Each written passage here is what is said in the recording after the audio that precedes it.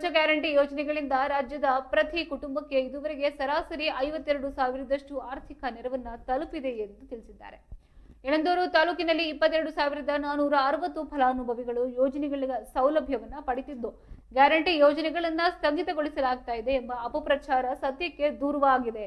ಇನ್ನು ಫಲಾನುಭವಿಗಳ ಮರುಪರಿಶೀಲನೆ ಪ್ರಕ್ರಿಯೆ ನಡೆದಿರುವುದೇ ಹೊರತಾಗಿ ಸರ್ಕಾರ ಇರುವವರೆಗೂ ಯೋಜನೆಗಳು ಮುಂದುವರಿದಿದೆ ಎಂದು ಸ್ಪಷ್ಟಪಡಿಸಿದ್ದಾರೆ.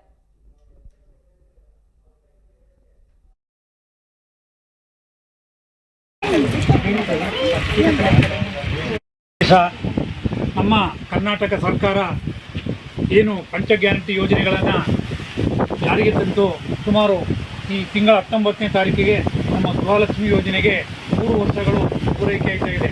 ಇಂಥ ಸಂದರ್ಭದಲ್ಲಿ ನಾವು ಒಂದು ಸಂಭ್ರಮಾಚರಣೆಯನ್ನು ಎಲ್ಲ ಗ್ರಾಮ ಪಂಚಾಯಿತಿ ಮಟ್ಟದಲ್ಲಿ ಆಚರಣೆ ಮಾಡಬೇಕು ಅಂತೇಳಿ ಸರ್ಕಾರದಿಂದ ನಮಗೆ ಮಾಹಿತಿಯನ್ನು ನೀಡಿದರು. ಅದರ ಪ್ರಕಾರ ಇವತ್ತು ನಾವು ಏನು ಈ ಪಂಚ ಗ್ಯಾರಂಟಿ ಯೋಜನೆಗಳ 3 ವರ್ಷದ ಸಂಭ್ರಮಾಚರಣೆಯನ್ನು ನಾವು ಇವತ್ತು ಮಾಡ್ತಾ ಇದ್ದೇವೆ.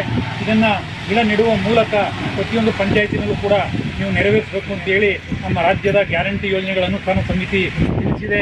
ಅದರಂತೆ ಇವತ್ತು ನಾವು ಈ ಗುಂಬಳ್ಳಿ ಗ್ರಾಮದ ಅಂಗನವಾಡಿ ಕೇಂದ್ರದಲ್ಲಿ ನಮ್ಮ ಈ ಒಂದು 3 ವರ್ಷ ಪೂರೈಸ್ತಕ್ಕಂಥ ಅದರಲ್ಲೂ ಗೃಹಲಕ್ಷ್ಮಿ ಯೋಜನೆಯ ಒಂದು ಸವಿ ನೆನಪಿಗಾಗಿ ಇವತ್ತು ಗಿಡವನ್ನು ನೆಡುವ ಮೂಲಕ ನಾವು ಈ ಕಾರ್ಯಕ್ರಮವನ್ನು ಮಾಡ್ತಾ ಇದ್ದೇವೆ.